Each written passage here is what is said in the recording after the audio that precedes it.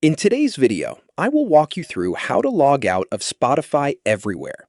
To get started, simply tap the link in the description to create your free account. Once you're in your account page, you'll see your account overview. Scroll down until you find the section labeled Sign Out Everywhere.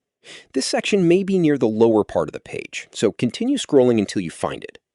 When you see Sign Out Everywhere, click the button. If you're asked to confirm, go ahead and confirm the action. Spotify will then log your account out from all devices. This includes phones, tablets, computers, and browsers. The sign out applies to the active sessions associated with your account, even when those devices aren't with you. After clicking the button, give it a moment for the change to take effect. Any open Spotify apps may eventually prompt you to sign back in. If you were listening to Spotify while completing this process, playback may stop as the session ends. Once the sign out has been applied, you can sign back in on the devices you want to use. Use your credentials when prompted in the app or browser.